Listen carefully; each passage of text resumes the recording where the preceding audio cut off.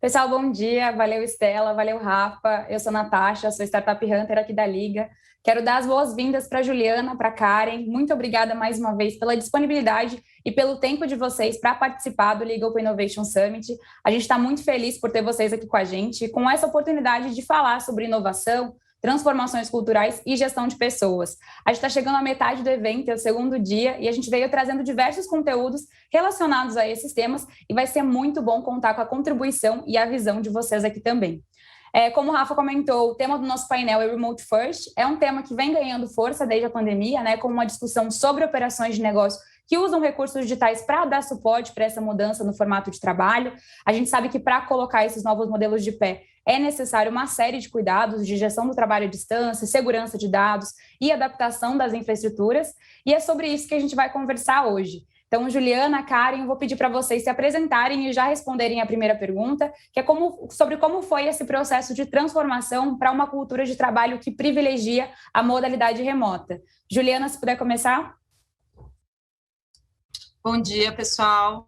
Agradeço a todos aí, a Liga, por estar participando desse evento. Para nós é um privilégio, poder contar um pouco a trajetória de um tema que é tão importante para a Heineken, Nós avaliamos, a consolidação da cultura organizacional, os aprendizados adquiridos aí durante a pandemia, que não vou ser repetitiva aqui, que todas as empresas tiveram, as preferências e sentimentos dos nossos colaboradores, a ambição de ser a cervejaria mais conectada do mundo, e aí com isso a gente opta por migrar de forma definitiva para o teletrabalho, seguros de que a melhor maneira a gente estaria oferecendo uma série de benefícios para os nossos colaboradores com isso. Então, em março de 20, como todas as empresas, nós passamos a atuar de forma remota, para 100% dos nossos escritórios corporativos, e naquele momento a gente viu a importância da proximidade e o acompanhamento com as pessoas, para ver o sentimento deles em relação aos escritórios, enfim. A gente percebeu que a maioria vinha relatando pontos muito positivos no modelo remoto e um desejo muito forte de permanecer assim. Isso se confirmou quando em agosto de 20, a gente abriu os escritórios, de forma de um retorno voluntário, um modelo Let It Win, só para casos, de necessidade de conexão, enfim. E aí a adesão foi muito baixa, Então, por isso, nós entendemos que essa modalidade ela proporciona mais bem-estar, oportunidade de conexão com as famílias, economia no deslocamento, atitude mais sustentável, segurança, flexibilidade da jornada de trabalho, que é muito importante, e também contribui com a diversidade e a inclusão dos nossos talentos. Então, migramos em janeiro de 21 para um modelo 100% teletrabalho para escritórios corporativos. Perfeito, Juliana. Karen, se pudesse apresentar também, contar um pouquinho da tua experiência. Legal. Bom dia a todo mundo. Eu sou a Karen, estou na Acreditas atualmente, tenho mais de 20 anos de experiência com tecnologia, E acho que esse fator, contribuiu muito, para uma das áreas que eu cuido é a área de pessoas, dentro da Acreditas. Então, ser uma pessoa de tecnologia aporta bastante nesse momento em que a gente fala de trabalho remoto, e acho que, sobretudo, trabalho distribuído, que eu acho que é uma coisa que as empresas naturalmente já fazem, mas não tinham se dado conta até então, Trabalhar distribuída, a gente tem escritório em São Paulo, no Rio, em Porto Alegre, em Recife, isso já caracteriza um trabalho distribuído, No caso da Acreditas, ainda a gente está falando de México e Espanha, Então, isso tudo fez com que a gente entendesse que a gente já tinha um pouco dessa prática, apesar de não ser algo que vinha muito forte, Então a gente não tinha isso como uma prática estabelecida, mas a gente já tinha essa distribuição do trabalho, Então a gente já tinha que conectar escritórios, a gente já tinha que conectar pessoas, já tinha que conectar squads, porque o nosso trabalho veio muito, né, nessa toada de uma fintech e como a gente operacionaliza tudo isso. Acho que, né, como todo mundo, a pandemia ela acelerou a gente, acelerou tomadas de decisão, acelerou ações, né, que impulsionaram a gente efetivamente para este novo patamar, né?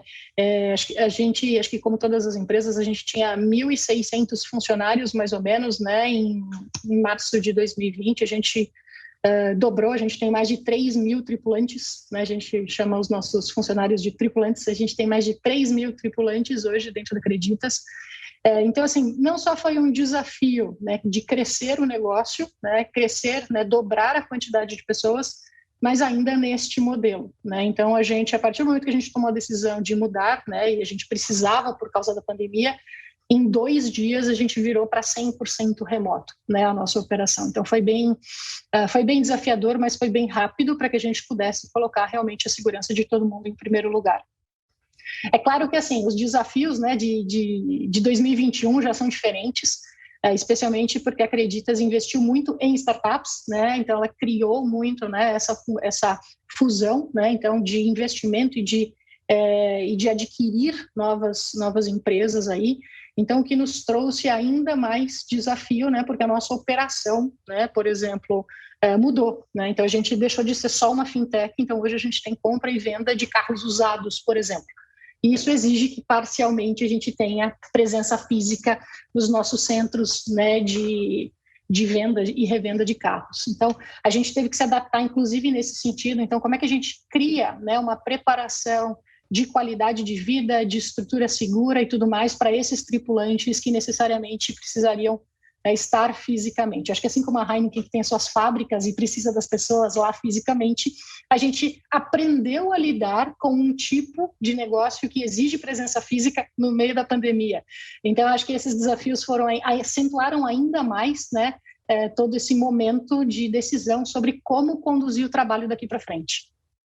Com certeza. Vou até emendar minha pergunta aqui falando um pouquinho sobre os desafios, né? Colocar uma operação de pé que privilegia o trabalho remoto é algo que onera bastante de várias áreas, né? E uma das grandes questões da transição do presencial para o digital é justamente a segurança dos dados sensíveis, né? Já que descentraliza a operação, coloca tudo na nuvem, mas tem que garantir aí a segurança das informações. No caso da Creditas, em que a gente está falando ainda de dados financeiros, né? Como que foi lidar com essa questão? Os colaboradores passaram por treinamentos de segurança? Quais foram as medidas que vocês tomaram? A gente reforçou medidas, porque assim, as nossas medidas elas já existiam, né? Então, por conta de adequações do Bacen, por conta de LGPD, então a gente já tinha tudo isso, né? A gente, na verdade, começou a investir muito mais em como preparar, né, as máquinas que estavam fora da nossa rede, então nossa estrutura de VPN e tudo mais, para que esses dados efetivamente se mantivessem na mesma linha de segurança. Então, o que a gente fez foi manter o que a gente já tinha, por questões de auditoria e até treinamentos obrigatórios, a gente já tinha, né, isso, porque a gente tem esse tipo de auditoria muito presente, e a gente começou a investir cada vez mais, né, em treinamentos obrigatórios, né, muito por conta de acesso à informação e principalmente porque a gente tem uma quantidade de pessoas enorme que chegou na Creditas ao longo desse tempo, que pouco tinham ouvido falar sobre prevenção à lavagem de dinheiro, né, anticorrupção, esse tipo de coisa que não é só lidar com o dado, mas a conduta a respeito do dado e da informação. Então, essas coisas foram muito reforçadas, então a gente reforçou muito, né, em softwares de monitoramento, né, porque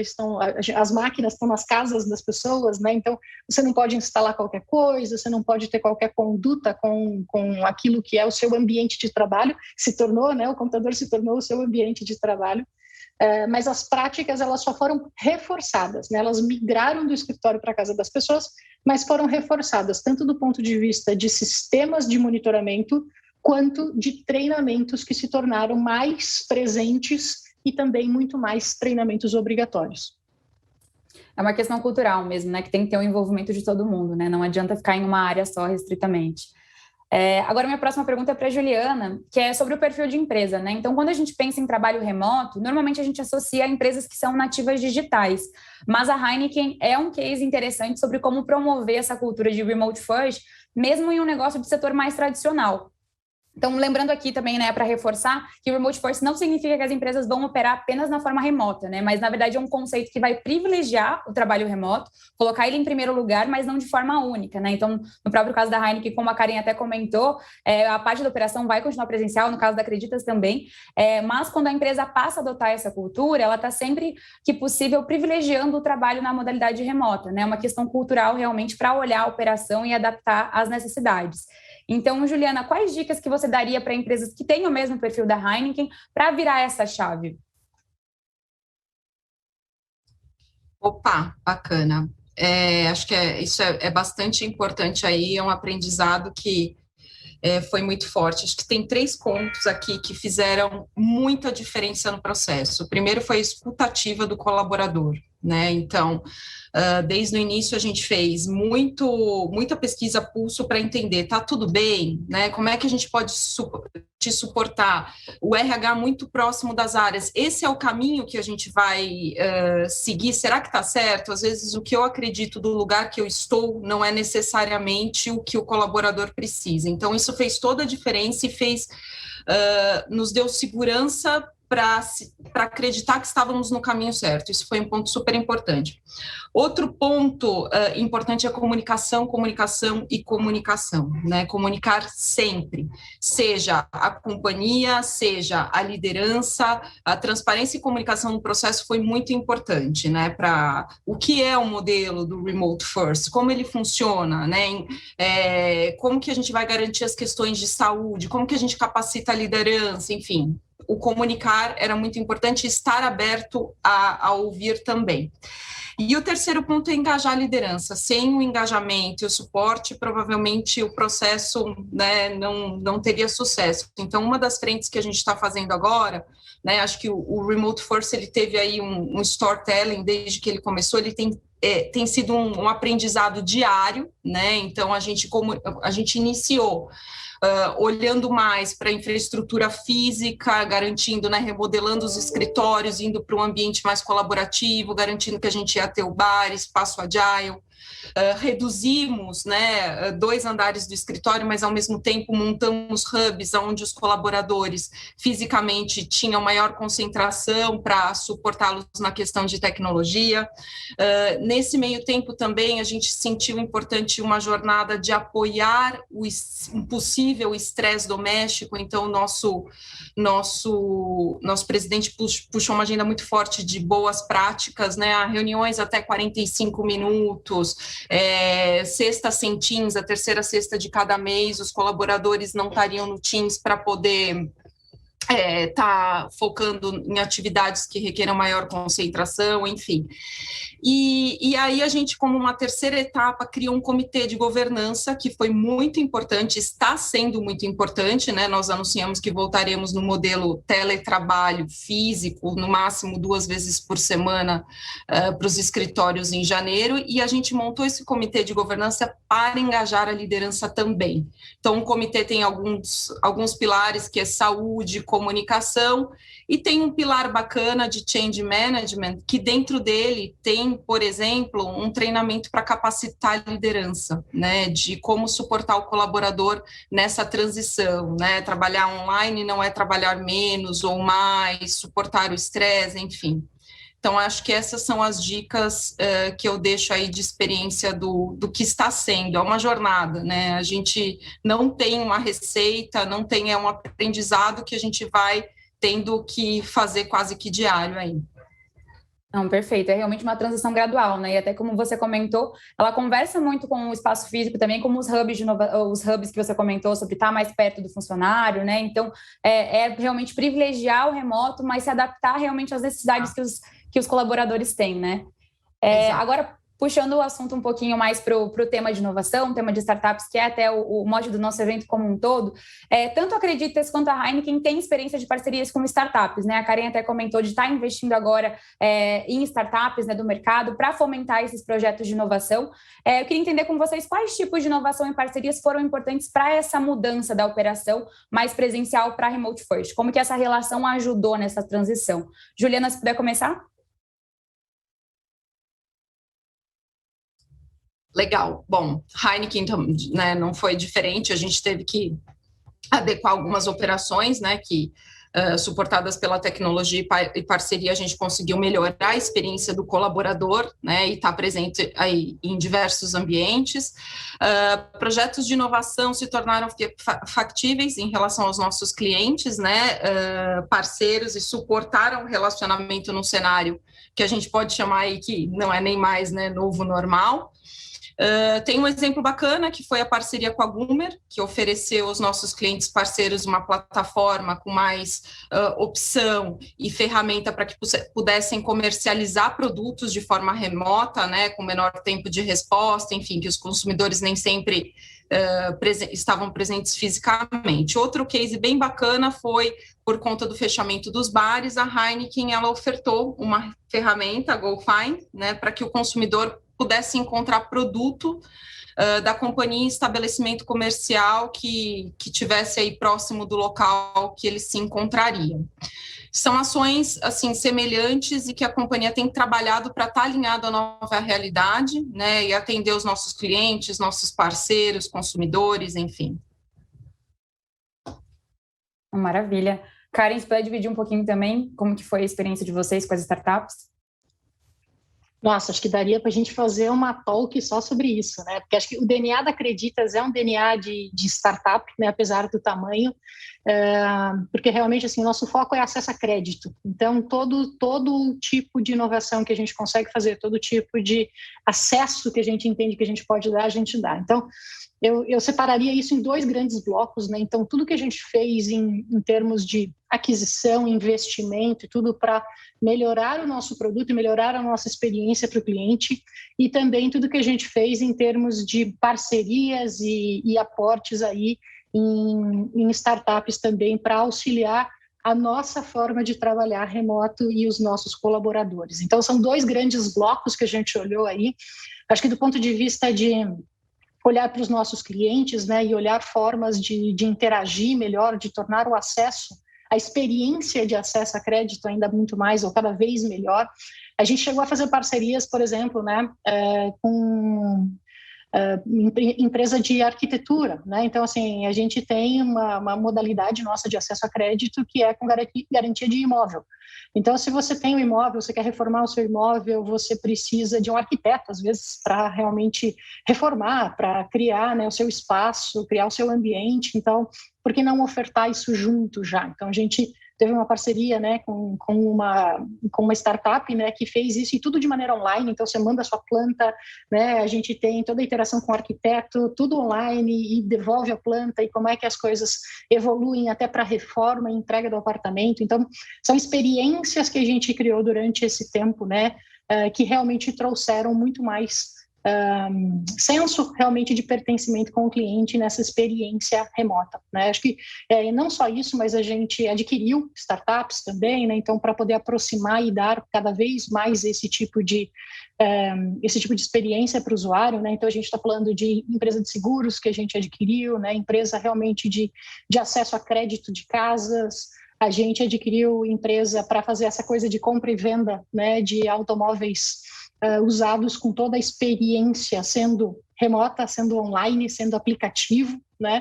Então, acho que isso cria essa interação com esse novo comportamento do consumidor, que também é online, que também, né, trouxe para as nossas vidas uma maneira diferente de consumir, né? E consumir qualquer tipo de produto ou serviço.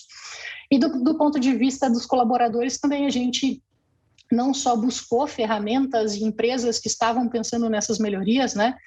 Então, desde fazer a telemedicina, né, de realmente fazer com que todo esse crescimento exponencial que a gente teve aí ao longo do tempo, que a gente fizesse os nossos exames admissionais, né, com telemedicina e tudo mais, que a gente, né, criou, acho que essa parceria é muito boa com o Zen Club também, né, que é de olhar para a saúde mental do colaborador nesse tempo e como isso traz benefícios, né, para a nossa para a nossa capacidade de entrega mesmo, né, para a nossa performance como companhia.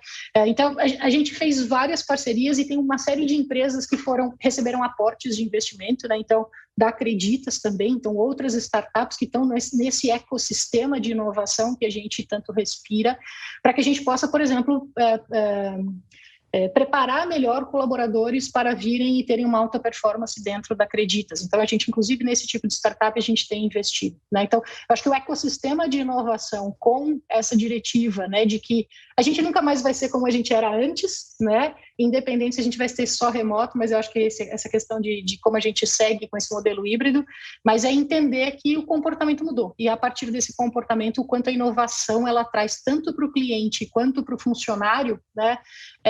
A necessidade realmente de entender o seu ecossistema de trabalho.